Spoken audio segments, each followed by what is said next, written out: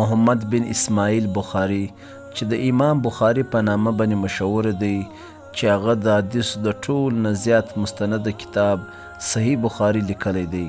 دغه د ژوند یو داسې واقعه درته وړاندې کومه چې په هغه کې زموږ تاسو دپاره یو ډېر غټ سبق پروت دی. یو وخت کې امام بخاري رحمت الله علیه په بحري سفر کې روانو، نو په جهاز کې یو سړی د ده اشنا سو، د ده سره خبرې شروع کې او په خبرو کې د امام بخاري رحمت الله علیه څخه دا پوښتنه وکړه چې ستا سره د سفر دپاره څومره مال د سره دی؟ نو امام بخاري رحمت الله علیه ورته وویلې چې زما سره د سفر دپاره 1000 اشرفیانې را سره دي. دا سړی چې په دا باندې خبر سو چې د امام صاحب سره 1000 اشرفیانې دي، نو بیا د امام صاحب سره رخصت واخیستی او لاړی. یو 2-3 ورځې تیر شوې په دا سفر کې. یو ورځ سهار وختي دا سړی راپورته سو او ډېر زیات شور یې مچاو کوي او ډېرې زیاتې نارې یې شروع کړې چې زما څخه 1000 اشرفیانې ورکې سوې.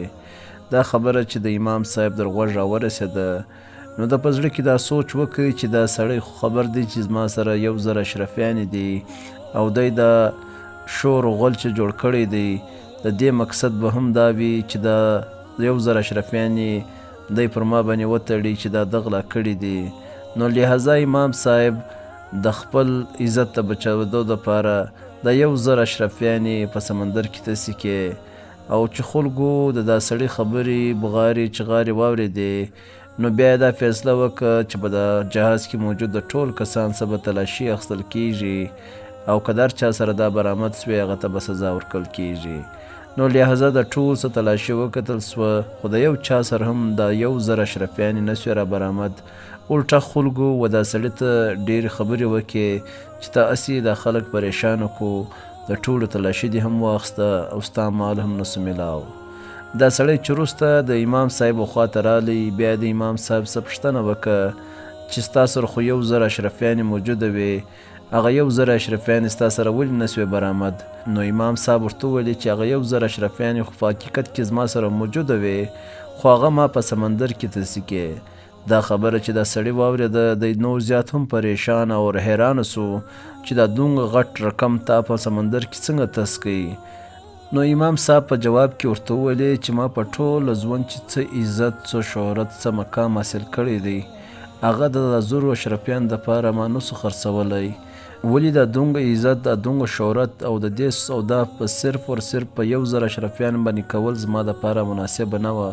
نو لحاظه دا 1000 اشرفیانې ما په سمندر کې تسې کې او دا خپل عزت مې بچاو کوي. ګرانو کتونکو، په دا واقعه کې موږ تاسو دپاره یو ډېر غټ سبق پټ دی چې موږ تاسو ته په ژوند کې داسې واقعات راځي چې په هغه کې موږ تاسو ته 2 لارې وي. یوه خواته حلال رزق وي او بلې خواته د دنیا ښایسته رنګونه وي، د دنیا عیش و عشرت وي، د دنیا مال وي او د حرام کمایي وي. نو موږ تاسو ته په داسې صورت کې پکار ده چې د خپل عزت سودا نه وکړو، بلکې د حلالو رزق انتخاب وکړو او د حرام د عیش و عشرت او د دنیا هغه پډې هغه کارونه چې هغه الله پاک موږ تاسو منع کړي دغه انتخاب نه وکړو. امید لرم دوستانو چې دا ویډیو به تاسو ته ډېر خوند درکړي. دغه رقم مزیدار او ښایسته ویډیوز دپاره زموږ دا چینل سبسکرایب کړئ او دا ویډیو د خپل ملګرو سره ضرور شیر کړئ. وسلام.